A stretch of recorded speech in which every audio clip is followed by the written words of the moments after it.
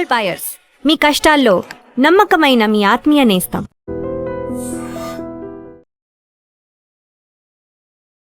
నమస్తే, నేను Kavitha. Welcome to I dream news and నిజాలు.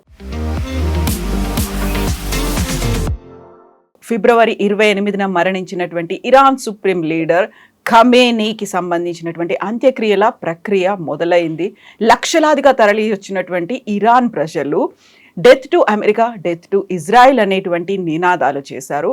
బట్ అంతమంది హాజరవరు. ఖమేనీ మీద వ్యతిరేకత ఉంది. ఒకవేళ మేం కావాలనుకుంటే ఇరాన్ దేశాన్ని లేకుండా చేస్తాము అనేటువంటి మాటని ట్రంప్ ఈ సందర్భంగా కూడా చేశారు.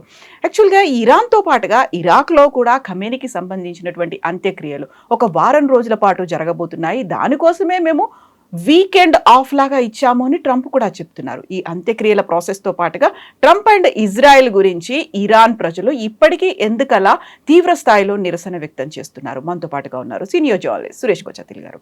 సార్ నమస్తే. సో ఫిబ్రవరి 28 అంటే 4 నెలల తర్వాత అంత్యక్రియలు జరుగుతున్నాయి. అందులో కూడా 5 రోజుల పాటు కొనసాగుతున్నాయి. ఇరానే కాదు, ఇరాక్ కూడా ఆ మృతదేహాలని తీసుకెళ్తున్నారు. చివరికి స్వగ్రామంలో ఖననం అనేది జరుగుతుంది. ఈ ఎంటైర్ 5 డే ప్రాసెస్ ఏంటి సార్? ఎందుకలా జరుగుతుంది? ఒకటి, ఇది వాళ్ళకి షో స్ట్రెంగ్త్ వాళ్ళది. యూజువలీ ఇస్లామిక్ దాంట్లో ఇట్లాంటి ఊరేగింపులు అంత ఎక్కువ ఉండదు. మీరు చూసుంటారు, వాళ్ళు యూజువలీ అదే రోజు సాయంత్రం దాకా వాళ్ళు ఏం చెప్తారు, దఫనాదేత్తే అంటారు ఉర్దూలో, ఖననం చేయడం. అంటే they will bury the body. But ఇన్ని రోజులు ఉంచుకోవడం, దాని తర్వాత మళ్ళీ మీరు చెప్పినట్లు 5 రోజులు ముందు తెహరాన్లో అందరు విఐపీస్ అందరు వచ్చారు, వాళ్ళ రెస్పెక్ట్స్ పే చేశారు. దాని తర్వాత ప్రొసెషన్లో ఊరేగింపు తీసుకెళ్ళి ఇరాక్ వైపు వెళ్తారు. ఇరాక్లో షియైట్స్ చాలామంది ఉన్నారు, ఎస్పెషలీ నజాఫ్ కానివ్వండి, కర్బలా కానివ్వండి, వెరీ వెరీ హోలీ ప్లేసెస్ ఇస్లాంలో.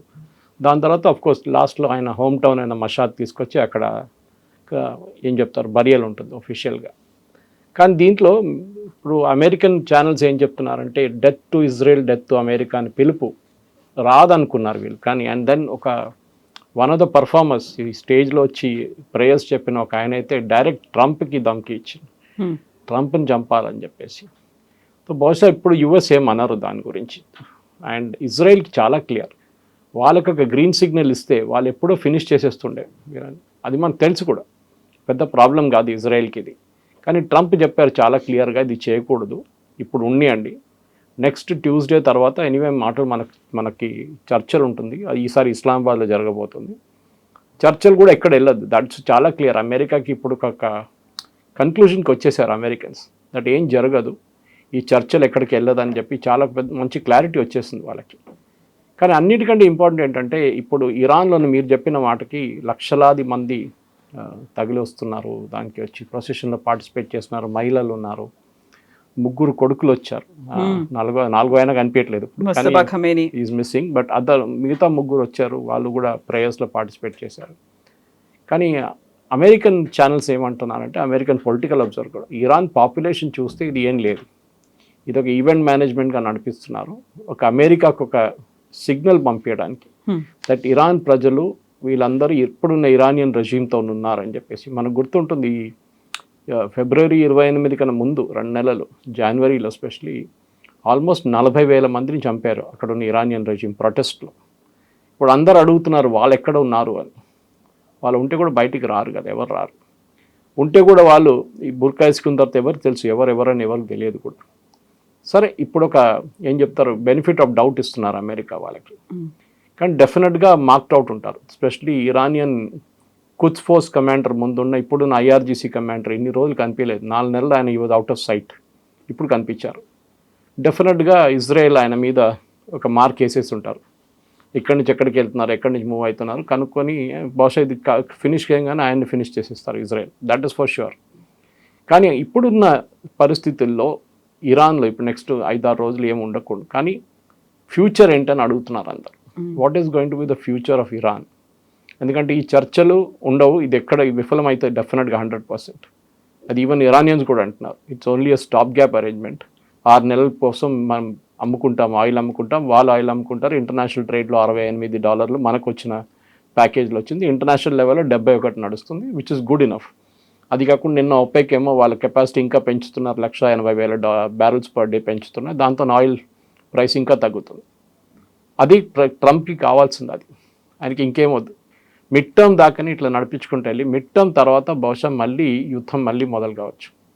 ఎందుకంటే ఎక్కడ ఇరాన్ అగ్రీ చేయరు. ఇన్ఫ్యాక్ట్ నిన్న గాలిబాఫ్ ఒక స్టేట్మెంట్ ఇచ్చారు, వాళ్ళ speaker of Iranian parliament, main negotiator. ఆయన ఏమన్నారంటే ఎస్ ఒక ఒప్పందంకి రావచ్చు కానీ ఇంప్లిమెంట్ చేయడం చాలా కష్టం. అది చాలా లోడెడ్ స్టేట్మెంట్. ఒప్పందం సిగ్నేచర్ పెట్టడంలో పెద్ద పనేం కాదు. అంత సింపుల్ టాస్క్ అది, అంత that's not a tough task. Not tough task. And specially మీరు దీనికన్నా ముందు జేసీపీ అగ్రిమెంట్ చూస్తే 2015 నుంచి 2018 దాకా చాలా స్ట్రిక్ట్గా ఇంప్లిమెంట్ చేశారు. ఎందుకంటే ఆ ఒప్పందంలో Russia, China, I think Japan కూడా పెట్టారు. And then of course UN was there. అది కాకుండా ఐఏఈఏ ఉన్నారు. వీళ్ళందరూ సంతకం పెట్టారు దాని మీద, ఈవెన్ బ్రిటన్. సో దాంతో అడ్వాంటేజ్ ఏంటంటే యుఎస్ ఇంటెలిజెన్స్ ఒకరే కాకుండా వీళ్ళందరూ ఇంటెలిజెన్స్ ఫోర్సెస్ ఇంక్లూడింగ్ ఇజ్రాయెల్, సంతకం పెట్టలేదు వాళ్ళు కానీ దేవర్ ఆల్సో దేర్. వాళ్ళు చాలా క్లియర్గా ఏం చెప్పారంటే ఇరాన్ పాటిస్తున్నారు, వాళ్ళు అగ్రీ చేస్తున్న అన్ని కండిషన్స్ వాళ్ళు they are going through it without any problem. కానీ అప్పుడు ప్రెసిడెంట్ ట్రంప్ వచ్చిన తర్వాత మనకు తెలుసు ఏం చేశారు. 2018లో తీసి పక్కన పడేశారు, నాట్ గుడ్ అన్నారు. అప్పటి నుంచి వాళ్ళ ఎన్రిచ్మెంట్ పెంచుకుంటూ వెళ్ళారు. ఇప్పుడు 60%కి వచ్చారు. That point in time they were at 3.67 which is uranium for peaceful purpose, అంటే సివిలియన్ పర్పస్కి వాడుకోవచ్చు. పవర్ ప్లాంట్ లాంటి, ఎడ్యుకేషనల్ రీసెర్చ్ అంటే మెడికల్ రీసెర్చ్ కానీ మిగతా రీసెర్చ్కి వాడుకోవచ్చు. ఇప్పుడు ఈ ఒప్పందం ప్రకారం ఒకటి మెయిన్ రీజన్ మనకు అందరు తెలిసిందే స్ట్రెయిట్ ఆఫ్ హార్మోస్. మనం దాని గురించి పదే మాట్లాడుతూ వస్తున్నాం. ఇప్పుడు నిన్న కూడా ఇరాన్ ఏమన్నారంటే స్ట్రెయిట్ ఆఫ్ హార్మోస్ మా కంట్రోల్లో ఉంటుంది. అండ్ సాయంత్రం దాకా ప్రెసిడెంట్ ట్రంప్ ఒక స్టేట్మెంట్ ఇచ్చారు, nothing doing, it will be in our control. నిన్న 10 షిప్పులు రిటర్న్ వెళ్ళిపోయింది, యూటర్న్ తీసుకొని లోపలికి. వాళ్ళు they were belonging to either US or Britain, లేకుంటే ఏదైనా యూరోపియన్ దేశాలకు షిప్స్ ఉండొచ్చు, వాళ్ళని బయటికి వెళ్ళలేదు ఇరాన్. సో మళ్ళీ ఒక ఫ్లాష్ పాయింట్ వస్తుంది. ఇంకో ఫ్లాష్ పాయింట్ అంటే ఈ మైన్స్ తీయడానికి యుఎస్ దగ్గర కెపాసిటీ లేదు. వాళ్ళు ఫ్లోటింగ్ మైన్స్ తీయచ్చు కానీ ఇన్ డెప్త్ ఉన్న మైన్స్ వాళ్ళు తీయలేరు. ఆ టెక్నాలజీ వాళ్ళ దగ్గర లేదు. ఎందుకంటే వాళ్ళ షిప్స్ అన్నీ మొత్తం స్క్రాప్ చేసేసారు. బికాజ్ మైన్స్ అనే కాన్సెప్ట్ ఇప్పుడు లేదు యాక్చువల్. సో బ్రిటన్ దగ్గర అండ్ ఫ్రాన్స్ దగ్గర ఈ కేపబిలిటీ ఉంది. సో వాళ్ళేమన్నారంటే మా వైపు నుంచి మేము మైన్ స్వీపర్స్ని పంపిస్తాం కానీ ఇరాన్ వాళ్ళని రానియట్లేదు స్ట్రెయిట్ ఆఫ్ హార్మోస్ లోపలికి. ఎసెట్ వీరు ఒరిజినలీ యుఎస్తోని కుమ్మకాయ ఉన్నారు. బ్రిటన్లో యుఎస్ బేసెస్ ఉన్నాయి, అక్కడి నుంచి ఎయిర్క్రాఫ్ట్ టేక్ ఆఫ్ చేశారు మమ్మల్ని బాంబ్ చేయడానికి. So we will not allow. ఆ పరిస్థితిలోనే ఇప్పుడు ఈ స్ట్రెయిట్ ఆఫ్ హార్మోస్ ఇష్యూ నడుస్తుంది. కానీ ఎన్ని రోజులు ఉంటుందో తెలియదు. ఎందుకంటే చాలా క్లియర్గా స్ట్రెయిట్ ఆఫ్ హార్మోస్ని మళ్ళీ ఒక ఏంటో ఫ్లాష్ పాయింట్కి వస్తే మళ్ళీ ఆయిల్ ప్రైసెస్ పెరుగుతుంది. అది ఎవరికి అన్ని దేశాలు అంటున్నారు no please don't do it. ఒక స్టెబిలిటీకి వచ్చాము ఇప్పుడు, మాకు మళ్ళీ డిస్టర్బెన్స్ వద్దు. సో ప్రెసిడెంట్ ట్రంప్ కూడా పాసిబ్లీ ఆయనకు ఒక ప్రాబ్లం ఇది, యాక్షన్ తీసుకుంటే మళ్ళీ ఆయిల్ ప్రైసెస్ పెరుగుతుంది. ఇన్ఫ్యాక్ట్ యూఎస్లో ఇంకొక ఐరన్ ఉంది కవిత గారు, యూఎస్లో ఇంకా $4 నడుస్తుంది. సో ఒక యూఎస్ గవర్నమెంట్ ఒక ఇన్వెస్టిగేషన్ ఆర్డర్ చేశారు. లోకమంతా ఆయిల్ ప్రైసెస్ తగ్గినప్పుడు, అంటే అట్లీస్ట్ క్రూడ్ ఆయిల్ తగ్గినప్పుడు మన దగ్గర యూఎస్ దగ్గర ఎందుకు తగ్గట్లేదు, రీటైల్ ప్రైసెస్ అంటే బంక్లో ఉన్న ప్రైసెస్ ఎందుకు తగ్గట్లేదు? $4, $4.5 నడుస్తుంది. రీజన్ ఉండొచ్చు, అక్కడ ఉన్న ఆయిల్ కంపెనీస్ అంతా కార్టెల్ ఫామ్ చేసి చేస్తున్నారు. దానికి యుఎస్ ప్రజలు సఫర్ అవుతున్నారు అనమాట. కానీ చూడాలి ఇప్పుడు, ఎందుకంటే ఈ ఫ్యూనరల్ ఒక ఎమోషనల్ మూమెంట్ ఇజ్రాయెల్ మన ఇరానియన్స్కి. Death to Israel, death to America అని చెప్పేది వాళ్ళ దగ్గర చాలా నార్మల్. మన దగ్గర ఓల్డ్ సిటీలో చెప్తారు, మన దగ్గర ఓల్డ్ సిటీలో అమెరికన్ ఫ్లాగ్స్ ఇంకా ఇజ్రాయలీ ఫ్లాగ్స్ తగలబెడుతుండే ముందు, ఇప్పుడు ఎక్కువ కనిపించట్లేదు. ఇజ్రాయలీ ఫ్లాగ్స్ మొన్న కూడా చేశారు వాళ్ళు పాలస్తీనియన్ ఇష్యూ గురించి మాట్లాడుతూ. ఇప్పుడు మొన్న విఐపి డెలిగేషన్స్లో 2-3 ఇంపార్టెంట్ నొటేషన్స్ వచ్చింది. ఒకటి యెమెన్ నుంచి హూతీలు వచ్చారు, హూతీ లీడర్స్. లెబనన్ నుంచి హెజ్బుల్లా లీడర్స్ వచ్చారు. In fact Saudi Arabian planes Yemen మీద తిరిగారంట మొన్న, ఎందుకంటే ఇరాన్ నుంచి వచ్చిన ఒక ప్లేన్ ల్యాండ్ అయింది, అదే ప్లేన్లో ఒక డెలిగేషన్ ఇరాన్కి వెళ్ళింది. సో వీళ్ళేమంటారంటే అక్కడ స్ట్రాండర్డ్ అయిన కొంతమంది సిటిజన్స్ ఉన్నారు, ఇరానియన్ సిటిజన్స్, వాళ్ళని తీసుకెళ్లారు. దాంతోపాటు మాకు డెలిగేషన్ కూడా వెళ్ళింది ఇరాన్కి అని. సో సౌదీ అరేబియా ఇప్పుడు ఇన్వాల్వ్ అయిపోయారు దీంట్లో. మనం ఇన్ని రోజులు సౌదీ అరేబియాని చూడలేదు ఈ యాక్షన్లో. ఇటువైపు ఏమో ఖతర్ ప్రాబ్లం ఏంటంటే ఈసారి ఇరాన్ దగ్గర నెగోషియేట్ చేసినప్పుడు చాలా మటుకు ఖతర్ ఫెయిల్ అయ్యారు ఈసారి. వాళ్ళు ఎక్కువ పుష్ చేయలేకపోయారు ఇరాన్ని, ఎందుకంటే వాళ్ళకి ఇరాన్కి ఒక రిలేషన్షిప్ ఉంది. $6 బిలియన్ బ్యాంక్ అసెట్స్లో సీజ్ చేసింది ఖత్తర్ దగ్గర ఉంది. ఖత్తర్ ఏమో ఈ నెగోసియేషన్ మొదలైనప్పుడు ప్రామిస్ చేశారు, మేము మీకు ఇచ్చేస్తాం ఈ $6 బిలియన్. కానీ యుఎస్ ఇప్పుడు దానికి అడ్డంకులు పెడుతున్నారు. యుఎస్ ఏమంటున్నారు, మేము గ్రీన్ సిగ్నల్ ఇచ్చేదాకా మీరు ఇవ్వకూడదు. సో ఈ ఫ్యూనరల్ ప్రాసెస్ కోసం ఇస్లామిక్ కంట్రీస్ నుంచి కూడా రిప్రజెంటేటివ్స్ వస్తారు అనుకుంటే వాళ్ళని రాకుండా అడ్డుకున్నారు యుఎస్, ట్రంప్ చేయడం వల్ల వాళ్ళు రాలేకపోయారని. బట్ అదర్ కంట్రీస్ నుంచి ఆల్మోస్ట్ 100 కంట్రీస్ నుంచి రిప్రజెంటేటివ్స్ వస్తారు, మేము వాళ్ళందరినీ ఇన్వైట్ చేశాము అనేటువంటి మాట ఇరాన్ చెప్తోంది. బట్ మొస్తబా మాత్రం అటెండ్ అవ్వలేదు. ఆయన ముగ్గురు కుమారులు మాత్రం అటెండ్ అయ్యారు. మొస్తబా లాస్ట్ రిచువల్ కోసమైనా వస్తారేమో, బట్ ఇప్పటిదాకా అయితే అఫీషియల్గా ఇన్ఫర్మేషన్ లేదు అనుకున్నప్పుడు ఇస్లామిక్ కంట్రీస్ నుంచి అక్కడికి ఎందుకు వెళ్ళలేకపోయారు? అసలు అంతగా ట్రంప్ వాళ్ళని ఇంపాక్ట్, వాళ్ళ మీద ప్రభావం అనేది చూపిస్తోందా? ఉంది, డెఫినెట్గా. అమెరికా ప్రొటెక్షన్లోనే Saudi Arabia, UAE, Qatar, Bahrain, Kuwait వీళ్ళందరూ ఉన్నారు. Even to certain extent Oman. వీళ్ళు అమెరికన్ ప్రొటెక్షన్ లేకుంటే ఈ గవర్నమెంట్లు ఎవ్వరు ఉండరు రేపు. వాళ్ళ దగ్గర మనకు అందరు తెలిసింది, ఒసామా బిన్ లాడెన్ వచ్చింది సౌదీ అరేబియా నుంచే కదా. One of the richest family Saudi bin Laden family అంటే కన్స్ట్రక్షన్లో అక్కడ వన్ ఆఫ్ ద నంబర్ 1 వాళ్ళు ఇప్పుడు కూడా. సో బిన్ లాడెన్ ఫ్యామిలీ వచ్చినప్పుడు వాళ్ళకి భయం ఏంటంటే ఏదో ఒక రోజు ఇంకొక ఒసామా తయారవుతాడు, వచ్చి మమ్మల్ని ఇక్కడి నుంచి ఒక కూ చేసేసి ఇక్కడ తీసేస్తారు, మమ్మల్ని చంపేస్తారంటే భయం ఉంది. వాళ్ళొక నేపాల్ మోడల్ చూస్తున్నారు. నేపాల్లో ఏం జరిగిందంటే విత్ ఇన్ ద ఫ్యామిలీ నుంచే వాళ్ళొకరిని నామినీ, అఫ్కోర్స్ అక్కడ ఐసిస్ లేదు, అల్ఖైదా లేదు, ఏం కానీ వాళ్ళ ఫ్యామిలీలో ఒక పాలిటిక్స్ ఉండే. దాంతోనే మనకు తెలిసింది అక్కడ జరిగిన మాస్ షూటింగ్లో మొత్తం రాయల్ ఫ్యామిలీకి అందరూ చనిపోయారు దాంట్లో. ఇది సౌదీ అరేబియాకి భయం ఉంది, ఇది ఖతర్ కూడా భయం ఉంది. Same Bahrain and Kuwait. Kuwait దీనికన్నా ముందు సఫర్ చేశారు, మనకు గుర్తుండి సదాం హుసేన్ టైంలో. ఇరాక్ ఇప్పుడు చూడండి, ఇరాక్లో మొన్న 2-3 ఇన్సిడెంట్స్ జరిగింది, అది మనకి పబ్లిక్ అటెన్షన్లో రాలేదు. ఒకటి అమెరికా వాళ్ళ వైపు నుంచి మళ్ళీ అక్కడున్న ఫోర్సెస్ మీద దాడి చేశారు. ఇరాక్ నుంచి ఒక కర్డ్ ఫోర్స్ ఇరాన్లో దూరారు, అక్కడున్న 8 మంది సోల్జర్స్ని చంపారు, ఇరానియన్ సోల్జర్స్ని. ఫస్ట్ టైం ఆఫ్టర్ ఈ ఫిబ్రవరి 28 తర్వాత అమెరికా, ఇజ్రాయెల్ కలిసి చేసిన ఫస్ట్ పని ఇది, కర్డ్స్ ఎంటర్ కావడం ఇరాన్లో. అది వాళ్ళు సక్సెస్ఫుల్ అయితే ఒక పార్ట్ ఆఫ్ ఇరాన్ వాళ్ళు తీసుకుంటారు కంట్రోల్. సో అది బహుశా ఈ ఫ్యూనరల్ తర్వాత ఏమైనా జరగవచ్చు. సో అమెరికా ఇండైరెక్ట్గా ఫండింగ్ ఇస్తారు, ఇజ్రాయెల్ ఓపెన్గా ఫండింగ్ ఇస్తారు అండ్ ఆయుధాలు ఇస్తారు. కర్డ్స్ మీద యాక్షన్ ఉంటుంది, కర్డ్స్ ఏమైనా చేస్తే అది కూడా ఉండదు. సో ఇప్పుడు ఇరాక్ వైపు నుంచి కూడా ప్రాబ్లం ఉంది. అండ్ ఇరాక్ ఇప్పుడు ఆయిల్ గురించి కూడా మాట్లాడుతున్నారు, మాకు కెపాసిటీ పెంచకపోతే 4 మిలియన్ బ్యారెల్స్ పర్ డే పెంచకపోతే, ఇప్పుడు మేము 1.8లో ఉన్నాం, మమ్మల్ని మీరు రెస్ట్రిక్ట్ చేశారు, మేము ఒపెక్ నుంచి బయటకు వచ్చేస్తాం.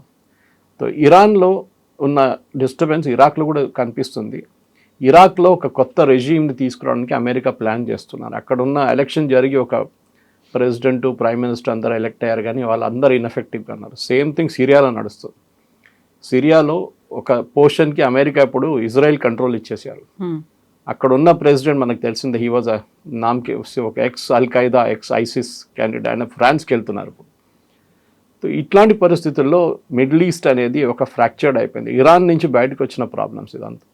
ఒకటి ఇరాన్ ఏమంటారు, వీఆర్ నంబర్ 1, మేము అమెరికాను అడ్డుకున్నాం, we protected our citizens. America వ్యతిరేకంగా ఎంత పెద్ద బాంబింగ్ చేసినా కానీ మేము సర్వైవ్ అయినా. You are all under notice, మిమ్మల్ని ఏ రోజు కావాలంటే మేము కొడతాం మిమ్మల్ని అని చెప్పి ఇరాన్ వైపు నుంచి ఒక ధమ్కి వస్తుంది అనమాట. అది అందరు భయపడుతున్నారు, including Saudi Arabia. In fact Saudi Arabia నిన్న ఒక రిపోర్ట్ ప్రకారం వాళ్ళ అమెరికన్ బేసెస్ని అక్కడి నుంచి అమెరికాకి వెకేట్ చేయమంటున్నారట. అది ఇరాన్ కండిషన్ ఒకటి ఉంటుంది, మీకు గుర్తుంది, ఈ MOU సైన్ చేసినప్పుడు దాంట్లో ఒక వర్డ్, ఒక ఇండైరెక్ట్ వర్డ్ వేశారు, అమెరికా వాళ్ళ ట్రూప్స్ని ఆ రీజన్ నుంచి తీసేస్తారు, America will remove all its forces from the region. అంటే అది strait of Hormuz, gulf of Oman దగ్గర ఉన్న ఫోర్సెసా, లేకుంటే land and air base forces and naval ఫోర్సెస్ని కూడా తీసేస్తారు. తీయరు, కానీ చాలా మటుకు సౌదీ అరేబియా ఒక చిన్న ఎక్స్పెరిమెంట్ ట్రై చేస్తున్నారు. ఎందుకంటే వాళ్ళ దగ్గర ఇప్పుడు పాకిస్తానీ ట్రూప్స్ వచ్చి కూర్చున్నారు, కానీ US ఉండాల్సింది, ఎందుకంటే పాకిస్తాన్ దగ్గర అంత పెద్ద ఎయిర్ అసెట్స్ లేవు. వాళ్ళు రేపు ఇరాన్తో ఒక ఘర్షణ జరిగితే కూడా వాళ్ళు సౌదీ అరేబియాని ప్రొటెక్ట్ చేయలేరు. సౌదీ అరేబియాకి అన్నిటికంటే భయం, it is not Iran, it is Yemen. And that to యెమెన్లో స్పెసిఫిక్లీ హూతీలు. నిన్న హూతీలు చేసిన ఒక దాడిలో 18 మంది యెమెనీ సోల్జర్స్ చనిపోయారు నిన్న.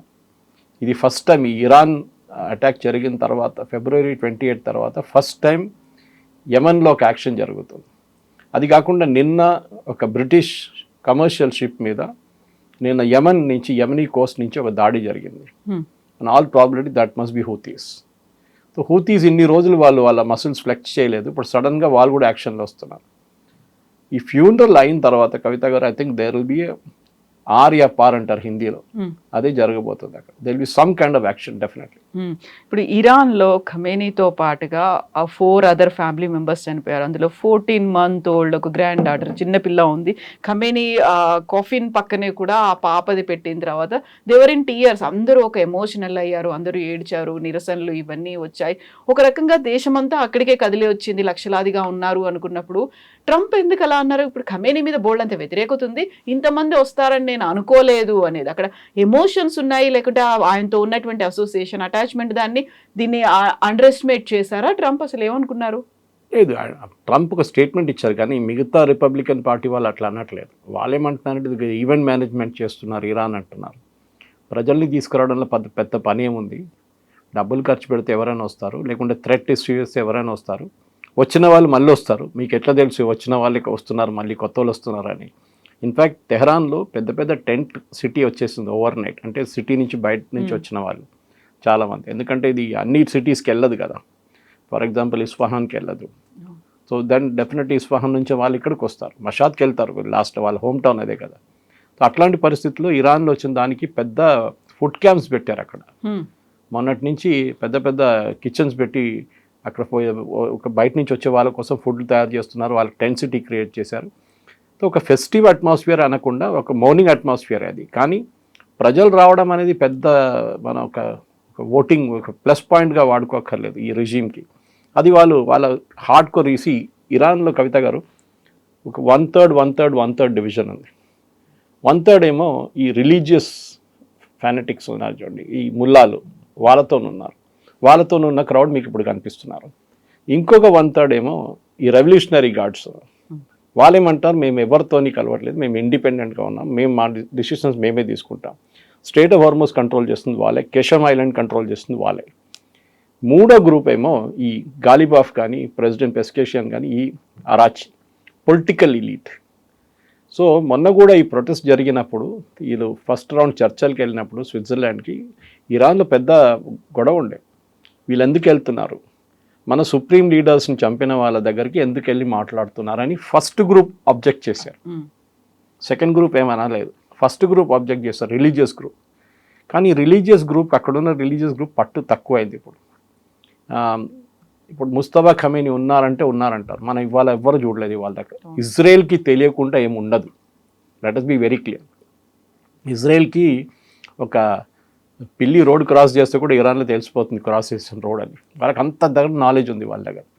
సో ఇరాన్ డెఫినెట్లీ ఇజ్రాయెల్ దగ్గర నాలెడ్జ్ ఉంటుంది, ఈయన బతుకున్నాడో చనిపోయాడు అని చెప్పేసి, ఆర్ ఈస్ బ్యాడ్లీ డిస్ఫిగర్డ్ అన్నారు. బట్ ఆయన్ని కూడా లేపేస్తాము అనే మాట ఇజ్రాయెల్ చేస్తారు. ఇజ్రాయెల్ దీనికన్నా ముందు ఎన్నో న్యూక్లియర్ సైంటిస్ట్ని చంపారు. ఇరాన్లో ఉన్న 45 న్యూక్లియర్ సైంటిస్ట్ని టార్గెట్ చేసి చంపారు. యుఎస్ ఏమో last president Trump last time ఉన్న ఫస్ట్ టర్మ్లో కాసిం సులేమానీని చంపారు. He was the commander of IRGC commander, top most. And ఆయన న్యూక్లియర్ కూడా ఓవర్సీ చేస్తుండే, even though was not a nuclear scientist. ఈ పరిస్థితిలో ఇజ్రాయెల్ చేస్తారు వాళ్ళు. ఇప్పుడు మీరు చూడండి, లెబనాన్లో చేసిన ఒప్పందం కవిత గారు, ఇజ్రాయెల్ అండ్ లెబనాన్ ఒప్పందం పెట్టారు యుఎస్ సూపర్విజన్లో. ఏమన్నారు, హెజ్బుల్లాని డిసామ్ చేయాలన్నారు. హెజ్బుల్లా డిసామ్ చేయనియరు. సేమ్ సిచ్యువేషన్ మనం ఇక్కడ చూసాం, ఎవరు మన గాజాలో హమాస్తో. హమాస్ని డిసామ్ చేయమన్నారు, ఇవాళ దాకా జరగలేదు. ఇజ్రాయెల్ ఏం చేశారు, లాస్ట్ 10 రోజుల్లో, ఇది మన నార్మల్ ప్రేక్షకులు చూడరు న్యూస్ లేదంతా, కానీ ఇజ్రాయలీ వెబ్సైట్స్కి వెళ్తే Israeli social media handle and especially Israeli defence forces వాళ్ళ సోషల్ మీడియా హ్యాండిల్స్ ఫాలో చేస్తే లాస్ట్ 15 రోజుల్లో వాళ్ళు 10 మంది టాప్ కమాండర్స్ని చంపారు హమాస్. అంటే వాళ్ళు ఇంకా ఉన్నారు అక్కడ. And these are specifics. వాళ్ళు అంటున్నారు this guy kidnapped 1 Israeli soldier. ఏది ఆ గాజా అటాక్ జరిగినప్పుడు, గాజా నుంచి ఇజ్రాయెల్ మీద October 7th 1000 రోజులు అయిపోయినప్పుడు దాని అటాక్ జరిగింది. సో వాళ్ళకి ఎవరిని కిడ్నాప్ చేశారు కూడా తెలుసు. ఇంకొక హాస్టేజ్ని ఒక టనల్లో ఉంచుకున్నారు వీళ్ళు.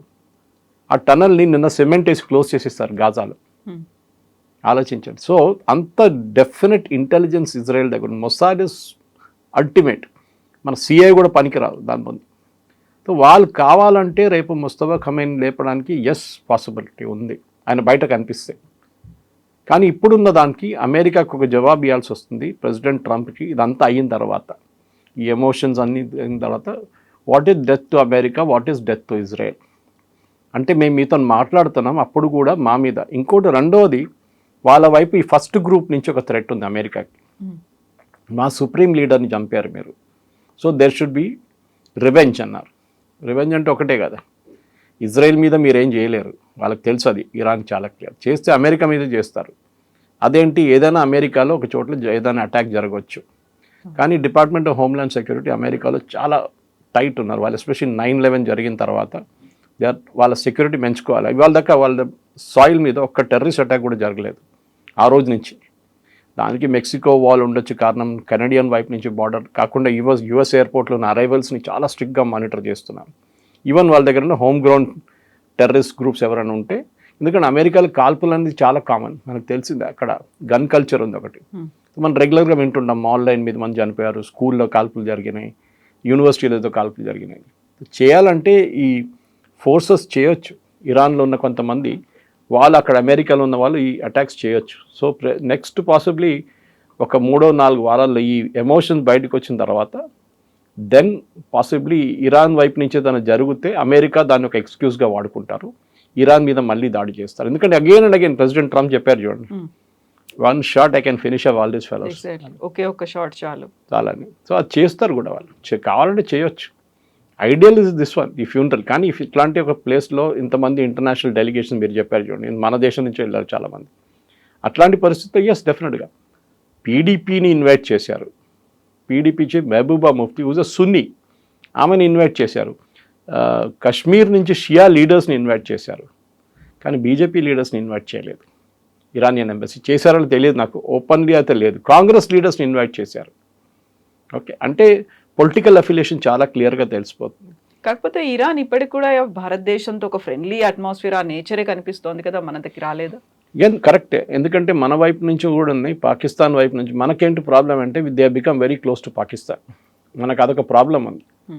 పాకిస్తాన్తో ఏ దేశం క్లోజ్ రిలేషన్షిప్ డెవలప్ చేస్తే మనకది మన నెక్స్ట్లో నెగటివ్గా వచ్చేస్తారు. Turkey is a classic example. And Turkey మనకి ఇజ్రాయెల్కి ఒక పెద్ద ఎనిమీ ఇప్పుడు. ఇన్ఫ్యాక్ట్ నిన్న ప్రైమ్ మినిస్టర్ నెటన్యాహు ఒక స్పీచ్ ఇచ్చారు నిన్న. అగైన్ అక్కడ ఆడియన్స్లో చాలామంది అడిగారు, ఈవెన్ ప్రెస్ కూడా, మీడియా కూడా అడిగారంట, దట్ మీకు జేడీ వ్యాన్స్ గారు చెప్పారు యుఎస్ ఈజ్ ఓన్లీ అలై, అంటే ఒకటే అలై ఉన్నారు ఇజ్రాయెల్కి, అది మరి మర్చిపోకండి నెటన్యాహు, అది మేము యునైటెడ్ స్టేట్స్ ఆఫ్ అమెరికా అని చెప్తే నెటన్యాహు నిన్న అన్నారు, సారీ మిస్టర్ వ్యాన్స్, మీరు కాదు, నాకు ఇంకొక దేశం ఉంది where have huge fan for, that is India అని చెప్పారు. అది నిన్న నైట్ నుంచి ట్రెండ్ అవుతుంది అది. సో మనకి ఇజ్రాయెల్ దగ్గర ఉన్న రిలేషన్షిప్ చాలా క్లోజ్. అది మన మిసైల్ ప్రొడక్షన్ ఉండొచ్చు, ఇజ్రాయేలీ టెక్నాలజీ ఉండొచ్చు, పెగసస్ లాంటి సాఫ్ట్వేర్ ఉండొచ్చు. అది పెద్ద ఇష్యూ అని మీకు గుర్తుంటుంది. ఎందుకంటే మన దగ్గర కశ్మీర్లో సెక్యూరిటీ ఫోర్సెస్కి ఇంత పెద్ద సక్సెస్ రావడానికి కారణం ఇస్ పెగసస్ సాఫ్ట్వేర్. దాన్ని అడ్డుకోవడానికి కాంగ్రెస్ చాలా ట్రై చేశారు. రాహుల్ గాంధీ నా ఫోన్లో పెగసస్ పెట్టారని, కమ్యూనిస్ట్ వాళ్ళు మా ఫోన్లో పెగసస్ పెట్టారని చెప్పేసి. కానీ యాక్చువల్ పెగసస్ వాడుకున్నది కశ్మీర్లో, ఎస్పెషల్లీ టెర్రరిస్ట్ గ్రూప్ వ్యతిరేకంగా వాడారు. అది చాలా ఎఫెక్టివ్గా వచ్చింది. దానికోసం వాళ్ళు మొబైల్ ఫోన్లు యూజ్ చేయడం బంద్ చేసి శాటిలైట్ ఫోన్స్కి వెళ్ళిపోయారు మళ్ళీ. సో అదే పెద్ద సక్సెస్ ఉండే మనకి. అది కాకుండా చాలా మటుకు మనం మాట్లాడలేము ఇట్లాంటి ఓపెన్ ఫోరంలో, కానీ మనకి ఇజ్రాయెల్కి చాలా క్లోజ్ సంబంధాలు ఇప్పుడు. దట్ ఈస్ వై ఒక డెలిగేషన్ పంపించమంటే చాలామంది కాంగ్రెస్ లీడర్స్ అడిగారు, ఎందుకు మోదీ గారు వెళ్ళలేదు, మోదీ గారిని పిలిచారు కదా అంటే, నో, నాట్ రిక్వైర్డ్, ఆ లెవెల్లో వెళ్ళక్కర్లేదు. ఇప్పుడు మనం వీల్ ప్లే వెయిటింగ్ గేమ్ అంటాం మనం. ఇన్ఫ్యాక్ట్ ఇరానియన్ ఆయిల్ మినిస్ట్రీ కవిత గారు మన దేశంకి వచ్చారు. ఏది ఈ ఫ్యూనరల్ కన్నా 2 వారాల ముందు దేవర్ ఇన్ అవర్ కంట్రీ, అంటే ఈ శాంక్షన్స్ లిఫ్ట్ చేశారు చూడండి. ఇరానియన్ డెలిగేషన్ ఆయిల్ మినిస్టర్తో సహా భారతదేశంలో వచ్చి కూర్చున్నారు, 2 రోజులు ఉన్నారు. అండ్ వాళ్ళు డెస్పరేట్గా అంటున్నారు, మీరు చెప్పండి రేట్, మీకు ఆ రేట్కి ఇచ్చేస్తాం. $40 అంటే $40కి ఇచ్చేస్తాం, $50, 50 ఇంటర్నేషనల్ రేట్లు 76 నడుస్తుండే అప్పుడు. ఎందుకంటే ఇప్పుడు కూడా అమెరికా శాంక్షన్స్ లిఫ్ట్ చేశారు, కానీ బ్యాంకింగ్ సిస్టమ్స్ రిస్టోర్ చేయలేదు. ఫర్ ఎగ్జాంపుల్ మీరు $2 మిలియన్ బ్యారెల్స్ పర్ డే తీసుకున్నారు, 5 రోజులకి 10 బిలియన్ బ్యారెల్స్ తీసుకున్నారు. పర్ బ్యారెల్కి 60 అనుకోండి, మీరు మల్టిప్లై చేస్తే తెలిసిపోతే హ్యూజ్ అమౌంట్. ట్రాన్స్ఫర్ ఎట్లా చేస్తారు? ఇక్కడ ఇరాన్ ప్రాబ్లం వచ్చింది. బహుశా ఈ సెకండ్ రౌండ్ ఆఫ్ డిస్కషన్లో ఇస్లామాబాద్లో జరగబోతున్న దాంట్లో ఇది డిస్కస్ చేయొచ్చు, కానీ ఒక డిసిషన్కి రారు. ఎందుకంటే అమెరికా అంటున్నారు ఈ డబ్బులు మీరు వాడుకోవద్దు, ఈ డబ్బులు ఒక ఎస్క్రో అకౌంట్లో వేసి పెట్టండి, ఆ ఎస్క్రో అకౌంట్ నుంచి తర్వాత కావాలంటే మనం వాడుకోవచ్చు. ఇప్పుడున్న దాంట్లో ఈ ఎమోషనల్ మూమెంట్లో మీరు చెప్పినట్ల చాలా ప్రజలు వస్తున్నారు, చాలామంది వస్తున్నారు, ఏడుస్తున్నారు, ఇదంతా నడుస్తుంది. And this is the usual thing. మీరు గో బ్యాక్ కొన్ని సంవత్సరాల ముందు, అప్పుడు టెలివిజన్ ఎక్కువ లేకుండే, ఖొమేనీ చనిపోయినప్పుడు ఏదో similar out pouring of grief ఆ టైంలో. కానీ మేము చెప్పిన అంత టెలివిజన్ ఛానల్స్, అప్పుడు యూట్యూబ్ ఛానల్స్ ఏం లేకుండా ఎక్కువ, ఇప్పుడు లాంటి కాదు. డెఫినెట్గా అదొక రిలీజన్ కాదు, షియా రిలీజన్లో వాళ్ళ లీడర్స్ అంటే వాళ్ళు న్యాచురల్లీ సున్నీలు ఎంత బహుశా ఉండకపోవచ్చు, కానీ షియా దాంట్లో చాలామంది వాళ్ళ మొహరం ప్రొసెషన్ కూడా చూస్తారు మీరు అషూరా దాంట్లో. They observe it very religious. 40 రోజులు వాళ్ళ మౌనింగ్ ఉంటుంది అనమాట. దాని తర్వాత ఫ్యూనరల్ జరిగింది ఇప్పుడు. Okay, that is why. ఇప్పుడున్న పరిస్థితుల్లో ఇరాన్ దగ్గర ఉన్న ఆప్షన్స్ చాలా తక్కువ. ఒకటి, వాళ్ళకి నెక్స్ట్ 2 వారాలు 3 వారాల లోపల డబ్బులు రాకపోతే దెన్ ఇరాన్ ఫైనాన్షియల్ క్రైసిస్లో ఉన్నారు. ఇప్పుడు ఆల్రెడీ చాలా పెద్ద ఫైనాన్షియల్ క్రైసిస్లో ఉన్నారు. వాళ్ళు ఐఆర్జీసీకి 3 నెలల నుంచి శాలరీ ఇవ్వలేదు, ఐఆర్జీసీ ఫోర్సెస్కి. ఇప్పుడు వాళ్ళు ఏమంటున్నారు, అమెరికా మేము రిలీజ్ చేస్తాం కానీ డైరెక్ట్ మీకు డబ్బులు ఇవ్వము, $6 బిలియన్ ఖత్తర్ దగ్గర నేను చెప్పాను చూడండి పడుందని, $6 బిలియన్ మేము ఒక ఎన్జిఓ లాంటి వాళ్ళకి ఇస్తాం, వాళ్ళు మీకు బియ్యం కొంటారు, గోధుమలు కొంటారు, మీకు ఏం కావాలని కొనిస్తారు మీకు, but they will not give you the money. So Iran చాలా, మనం అనుకుంటే ఈ నెగోసియేషన్స్ చాలా ఈజీ, ఇక్కడ కూర్చుంటారు వాళ్ళు, ఈ రూమ్లో కూర్చుంటారు, పాకిస్తాన్ వాళ్ళు అక్కడి నుంచి ఇక్కడి నుంచి పరిగెత్తుంటారు. కానీ స్పెసిఫిక్లీ 14 పాయింట్లలో 3-4 పాయింట్ అమెరికాకి చాలా పెద్ద, especially point 4 and point 5 strait of Hormuz చాలా పెద్ద ఇష్యూ కాబోతుంది, న్యూక్లియర్ ఇష్యూ కన్నా పెద్ద ఇష్యూ. అండ్ ప్రెసిడెంట్ ట్రంప్కి అన్నిటికంటే పెద్ద భయం అంటే ఈవెన్ న్యూక్లియర్ ఇష్యూ కూడా పెద్ద ప్రాబ్లం కాబోతుంది. అందరు కంపేర్ చేస్తున్నది ఒబామా డీల్తో. Is it equal to JCPOA or not equal to JCPOA? ఇవి ఏ డీల్ వచ్చినా కానీ ఎంత మంచి డీల్ తీసుకొస్తే కంపారిజన్ వస్తుంది. అండ్ డెఫినెట్గా ప్రెసిడెంట్ ఒబామా $1.6 బిలియన్ ఇచ్చారు, ప్రెసిడెంట్ ట్రంప్ ఏమో $26 బిలియన్ ఇవ్వాల్సి వస్తుంది. ఇప్పుడు ఆయనకు ఒక ట్రాప్ లాగా అయిపోయింది. అది పాకిస్తాన్ ఆడిన గేమ్ ఇది, ఖత్తర్ కూడా దీంట్లో ఆడారు గేమ్ ఇది. దానికోసం ఈసారి ఖత్తర్లో డిస్కషన్స్ లేదు. Now they want move to Islamabad because now ఎక్కడికి వెళ్ళదు అది డిస్కషన్, అక్కడే ఉండిపోతుంది, సర్కిల్లో తిరుగుతూనే ఉంటారు చుట్టూ. మీరు చూడండి 6 నెలల తర్వాత ఎక్కడున్నాం, ఇప్పుడు అక్కడే ఉంటాం. We had very good discussions అంటారు ప్రెసిడెంట్ ట్రంప్. ఏం డిస్కషన్ జరిగింది, ఏం జరగలేదు. యాక్చువల్లీ ఇరాన్ అంటాం అసలు మాట్లాడనే లేదంటున్నారు వాళ్ళు. మేము న్యూక్లియర్ ఇష్యూ గురించి అసలు it is not even on the agenda అంటారు. సో ఈ ఫ్యూనరల్ అయినాక బహుశా కొంచెం నార్మల్సీ వస్తుంది. దాని తర్వాత ఈ డెత్ అమెరికా, డెత్ ఇజ్రాయెల్ని పక్కన పెట్టి ఇరాన్ బాగా నెగోషియేట్ చేశాను. They have very good negotiator, దాంట్లో డౌట్ లేదు. ఈవెన్ ప్రెసిడెంట్ ట్రంప్ అంగీకరించారు వాళ్ళ నెగోషియేషన్స్లో వాళ్ళు చాలా బాగా నెగోషియేట్ చేస్తారని చెప్పి. సో చూద్దాం. ఎనీవే వీ గాట్ అనదర్ 60 డేస్లో ఐ థింక్ 20 రోజులు అయిపోయినాయి. ఇప్పుడు ఇంకో 40 రోజులు ఉంది. దాని తర్వాత డెఫినెట్గా ఒక ఎక్స్టెన్షన్ ఉంటుంది, 1-2 ఎక్స్టెన్షన్ కూడా ఉండొచ్చు till mid term polls are over. దాని తర్వాత దెన్ ఇట్ విల్ బి ఆర్ ఆర్ పార్. ఇప్పుడు ఫ్యూనరల్స్ అయిన తర్వాత అక్కడ డెత్ టు అమెరికా కాదు, డెత్ టు ఇజ్రాయెల్ ఉంటుంది. ఒక్క షాట్తో నేను ఇరాన్ని మొత్తం లేపేస్తాను అని ట్రంప్ అన్నప్పుడు కూడా ఇజ్రాయెల్ నాట్ సేయింగ్ ఎనీథింగ్. ఇప్పటిదాకా ఇజ్రాయెల్ ఏం మాట్లాడట్లేదు, నెతన్యాహు ఎలాంటి స్టేట్మెంట్ రాలేదు. సైలెంట్గా అబ్జర్వ్ చేస్తున్నారా లేకుంటే సైలెంట్గా తమ తాము చేసుకుపోతున్నారా? వాళ్ళిద్దరు మీట్లో మీటింగ్ ఉంది, సో హైలీ సీక్రెటివ్ మీటింగ్. వాళ్ళు డేట్ డిస్కస్ చేయదు. బహుశా ఇవాళ రేపు Netanyahu will be in Washington. ఎందుకంటే ఇప్పుడు 250th ఇయర్ సెలబ్రేషన్స్ ఉంటాయి నిన్న దాకా, సో July 4th. సో అది ఇంకో మాట. ఇరాన్ వాళ్ళు అంటున్నారు మీరు కావాలని చేస్తున్నారు, July 4th అక్కడ మీరు సెలబ్రేషన్ చేసుకుంటే ఇక్కడ మేము ఫ్యూనరల్ సెరమనీస్ అంటే యుఎస్ అఫీషియల్స్ అన్నారు మేము July 4th మార్చలేం కదా, మాకు అది ఇండిపెండెన్స్ డే మాది, ఆ రోజు మేము సెలబ్రేట్ చేసుకుంటాం. మీరు కావాలంటే అక్కడిక్కడ 3-4 రోజులు మార్చుకోవచ్చు కదా, మీరెందుకు అదే రోజు తీసుకొచ్చి పెట్టారు? మీరు కావాలని చెప్పి సేమ్ టైం మీరు ఈ ఫ్యూనరల్ సెరమనీస్ ఆర్గనైజ్ చేశారు. ఇజ్రాయెల్ మాట్లాడరు కవిత గారు. ఇజ్రాయెల్ ఇస్ ఎ కంట్రీ, మీరు ఇజ్రాయెల్ ఇన్ డెప్త్గా మీరు చదవండి, you will really admire them. ఎందుకంటే వాళ్ళ దగ్గర డిసిప్లిన్ అనేది ఒకటి ఉంది. వాళ్ళ లైఫ్ స్టైల్లో కానివ్వండి, వాళ్ళ ఆర్మ్ ఫోర్సెస్ కానీ, ప్రతి civilian is trained in army. 3 years compulsory ట్రైనింగ్కి వెళ్ళాలి. అది మహిళలు ఉండొచ్చు, పురుషులు ఉండొచ్చు. ఆ డిసిప్లిన్ వాళ్ళ దాంట్లో ఉంది. సో వాళ్ళు టాప్ లెవెల్ నుంచి బాటమ్ లెవెల్ దాకా మన దేశంలో అలా కాదు. ఆపోజిషన్ ఒక లాంగ్వేజ్లో మాట్లాడతారు, గవర్నమెంట్ ఇంకో లాంగ్వేజ్లో మాట్లాడతారు. అక్కడ 1 లాంగ్వేజ్, వన్ డైలాగ్ అంతే ఉంటుంది. ఆపోజిషన్ లీడర్ ఉండండి, నెతన్యాహు ఉండండి, వాళ్ళ ఎనిమీస్ వ్యతిరేకంగా ఒకటేలాగా మాట్లాడతారు. అది ఇరాన్తోని వీళ్ళు తర్వాత తీర్చుకుంటారు. అండ్ ఇండైరెక్ట్లీ ఇప్పుడు సిరియాని అప్పగిస్తారని చెప్పారు లెబనన్ని. ఇది హజ్బుల్లాని. Syria last week declined. మేము చేయము, we will not fight the Hezbollah అన్నారు. సో రిటర్న్ ఇప్పుడు ట్రంప్ ఏమో మళ్ళీ ఇజ్రాయెల్ దగ్గర వచ్చి మీరే ఫినిష్ చేసేసేయండి హెజ్బుల్లా అని అంటారు. And that will be the next action. ఇంకా 2 వారాల్లో అది జరగబోతుంది. Sir thank you so much. Thank you very much. Thank you.